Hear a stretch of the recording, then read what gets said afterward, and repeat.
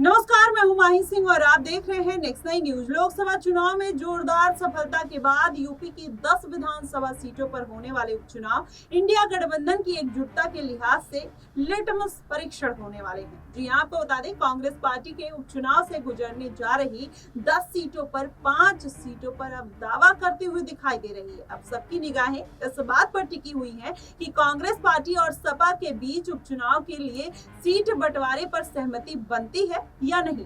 वैसे तो सपा और कांग्रेस के नेता दावा कर रहे हैं कि वह बीजेपी को हराने के लिए साथ मिलकर उपचुनाव लड़ेंगे, लेकिन यूपी के मुख्य विपक्षी दल समाजवादी पार्टी ने अभी तक ये साफ नहीं किया है कि वह कांग्रेस पार्टी को 5 सीटें देंगे या नहीं देंगे। आपको बता दें, उत्तर प्रदेश कांग्रेस पार्टी अध्यक्ष अजय राय ने रविवार को एक इंटरव्यू में बातचीत करते हुए कहा कि पार्टी सभी 10 विधानसभा सीटों पर संविधान बचाओ सम्मेलन आयोजित करने जा रही है, जहां उपचुनाव होने हैं। ऐसे में 2 सम्मेलन भी हो चुके हैं। हमने 10 सभी सीटों पर प्रभारी और पर्यवेक्षक नियुक्त कर दिए हैं और जमीनी स्तर पर काम भी चल रहा है। उत्तर प्रदेश की जिन 10 सीटों पर चुनाव और उपचुनाव होने वाले हैं, उनमें से कटेहरी, अम्बेडकर नगर, करहल, मैनपुरी, मिल्कीपुर, अयोध्या, मीरापुर, मुजफ्फरनगर, गाजियाबाद, मझवा, मिर्जापुर, सीसामऊ कानपुर शहर में है, खैर अलीगढ़ में है और वहीं फूलपुर, प्रयागराज और कुंदरकी मुरादाबाद में शामिल है। आपको बता दें, इनमें से 9 सीटें इसी वर्ष जून में संपन्न हुए लोकसभा चुनाव में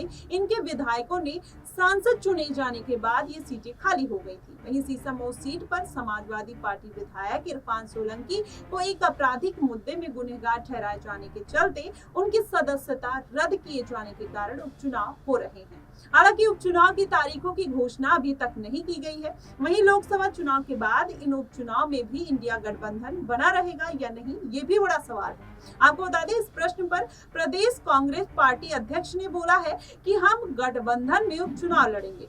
कांग्रेस पार्टी और समाजवादी पार्टी दोनों का उद्देश्य बीजेपी को हराना है। उन्होंने बोला कि 10 विधानसभा सीटों पर कांग्रेस पार्टी 5 सीटों पर चुनाव लड़ने का प्रयास है वो नेतृत्व को दे दिया है। राय ने यह भी बोला कि हमने 5 विधानसभा सीटों में, जिसमें मझवा, फूलपुर, गाजियाबाद और मीरापुर पर चुनाव लड़ने का प्रस्ताव हमने नेतृत्व को दिया है। ये वो सीटें हैं जहां पर बीजेपी के उम्मीदवार जीते थे और वर्ष 2022 के विधानसभा चुनाव में सीसामऊ, कटेहरी, करहल, मिल्कीपुर और कुंदरकी पर हम पहले ही समाजवादी पार्टी का कब्जा हो चुका है, जबकि पिछले चुनाव में बीजेपी ने फूलपुर, गाजियाबाद, मझवा और खैर में जीत दर्ज की थी। मीरापुर सीट पर राष्ट्रीय लोक दल का कब्जा था। यह पूछे जाने पर कि क्या उनकी पार्टी ने इस संबंध में समाजवादी पार्टी के साथ कोई वार्ता की है, तो राय ने बोला कि एक बार बैठक हुई थी जिनमें इस बात को लेकर चर्चा तो जरूर हुई थी। हमने नेतृत्व पर अपनी यूपी प्रभारी अविनाश पांडे को इस बारे में बता दिया है। यह पूछे जाने पर कि क्या उपचुनाव तक गठबंधन जारी रहेगा, तो उन्होंने कहा कि आशा करते हैं। राय ने यह भी बोला कि गठबंधन 100% बना रहेगा। इस वर्ष हुए लोकसभा चुनाव में विपक्ष इंडिया गठबंधन के सहयोगी समाजवादी पार्टी ने अभूतपूर्व प्रदर्शन करते हुए यूपी की 37 सीटों पर जीत दर्ज की है, जबकि कांग्रेस पार्टी ने 6 सीटें केवल जीत पाई थी। वहीं सत्तारूढ़ बीजेपी ने 33 सीटें जीती थी, जबकि उसके सहयोगी दल जो राष्ट्रीय लोक दल है यानी रालोद, अपना दल, सोनेलाल और क्रमशः देखा जाए तो एक और सीट मिल गई थी, जिसमें आजाद समाज पार्टी ने 1 सीट जीती थी। उधर समाजवादी पार्टी के राष्ट्रीय प्रवक्ता और सचिव राजेंद्र चौधरी आने वाले उपचुनाव में कांग्रेस पार्टी से सामंजस्य प्रश्न पर अपने पत्ते न खोलते हुए उन्होंने बोल दिया कि बैठक करना तो तय किया जाएगा, लेकिन राष्ट्रीय नेतृत्व ही इस बारे में तय करेगा। उन्होंने ये भी बोला कि हम उपचुनाव के लिए पूरी तरीके से तैयार हैं। इंडिया गठबंधन सभी 10 सीटों पर जीत हासिल करेगा।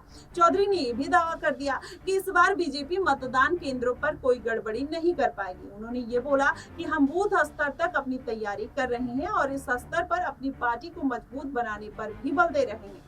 आपको बताएं, करहल विधानसभा सीट समाजवादी पार्टी के प्रमुख अखिलेश यादव के कन्याओं से सांसद चुने जाने के बाद ये सीट खाली हो गई थी। जबकि कटहरी सीट जो है वो पार्टी के लालजी वर्मा अम्बेडकर नगर लोकसभा चुनाव से चुने जाने के कारण ये सीट खाली हो गई। अयोध्या में लोकसभा के चुनाव में जब अवधेश प्रसाद चुनावी मैदान में उतरे तो ये भी सीट खाली हो गई और अब ये जो सीटें हैं कहीं ना कहीं इस पर भारतीय जनता पार्टी अपनी नजरें गड़ाए बैठी है। वहीं संभल लोकसभा सीट के लिए चुने जाने के बाद समाजवादी पार्टी के नेता जिया उर रहमान वर्क ने मुरादाबाद सीट की कुंदर की विधानसभा सीट खाली कर दी थी। इसके अलावा बिजनौर के लोकसभा के लिए चुने जाने के बाद राष्ट्रीय लोकदल के चंदन चौहान ने मुजफ्फरनगर की मीरापुर सीट विधानसभा का त्याग पत्र दे दिया। इसके बाद वो सीट खाली हो गई। तो ऐसे तमाम सीटें हैं जो इस बार खाली होती हुई नजर आई और जिसके बाद उपचुनाव की घोषणा कर दी गई। ऐसे में माना यह जा रहा है कि इस बार का जो उपचुनाव है कहीं ना कहीं वो 2027 के उस समीकरण को दोहराने का प्रयास करेगा कि आखिरकार 2027 में किसकी सरकार बनेगी। अगर इस बार 10 सीटों में अखिलेश यादव 4 से 5 सीटें निकाल ले जाते हैं तो जाहिर तौर पर यह साबित हो जाएगा कि आने वाले 2027 के विधानसभा चुनाव में अखिलेश यादव अपना परचम लहराने वाले हैं। लेकिन अगर अयोध्या सीट की तरह भारतीय जनता पार्टी मिल्कीपुर कटहरी सीट हार जाती है तो कहीं ना कहीं ये भी साबित हो जाएगा कि भारतीय जनता पार्टी का कमबैक करना कहीं ना कहीं विधानसभा चुनाव में बेहद मुश्किल रहने वाला है। अगर ऐसा हुआ तो कहीं ना कहीं ये समीकरण बदलते हुए नजर आएंगे और बदलते समीकरण का खामियाजा भारतीय जनता पार्टी को उठाना पड़ सकता है। उसके साथ ही देखा जाए तो अब ये लड़ाई जो है वो एक तरफा होती हुई नजर आ रही है, जिसमें अखिलेश यादव कहीं ना कहीं ये दावा करते हुए नजर आ रहे हैं कि इस बार के लोकसभा चुनाव में जिस तरीके से उन्होंने 37 सीटों पर जीत दर्ज की है वही परिणाम वही समीकरण इस बार के उपचुनाव में देखने को मिलेंगे और वो 6 से 7 सीटें 8 सीटें निकालते हुए नजर आएंगे और भारतीय जनता पार्टी मात्र 0 या 1 सीट पर सिमट जाएगी। देखना दिलचस्प होगा कि आखिरकार ये समीकरण कहां तक पूरा होता नजर आता है। वहीं मैदान में देखा जाए तो मायावती, चंद्रशेखर आजाद रावण भी हैं जो किसी भी तरीके से पीछे नहीं है। चंद्रशेखर आजाद रावण नगीना सीट पर जीत दर्ज करने के बाद जिस तरीके से अपनी ताल ठोकते हुए नजर आते हैं उसके बाद ये कहा जाने लगा कि चंद्रशेखर आजाद भी इस बार के उपचुनाव में अपना समीकरण कहीं ना कहीं बिगाड़ते हुए अपना समीकरण बनाते हुए दूसरे का समीकरण बिगाड़ते हुए नजर आ सकते हैं। जी हाँ, आपको बताएं पहले चंद्रशेखर आजाद ने 2 सीटों पर चुनाव लड़ने का ऐलान किया था जिसमें मीरापुर सीट और करहल सीट थी, लेकिन जब उनके पक्ष में नतीजे आने लगे तो उसके बाद चंद्रशेखर आजाद ने सभी 10 की 10 सीटों पर चुनाव लड़ने का ऐलान कर दिया। वैसे में माना जा रहा है कि भारतीय जनता पार्टी की मुश्किलें क्या चंद्रशेखर आजाद की वजह से बढ़ने वाली है या फिर चंद्रशेखर आजाद मायावती की तरह उनकी मदद करते हुए नजर आ सकते हैं। जी हाँ, ये इसलिए कहा जा रहा है कि बीते लोकसभा चुनाव में मायावती की वजह से भारतीय जनता पार्टी को 16 से 17 सीटों का फायदा देखने को मिला।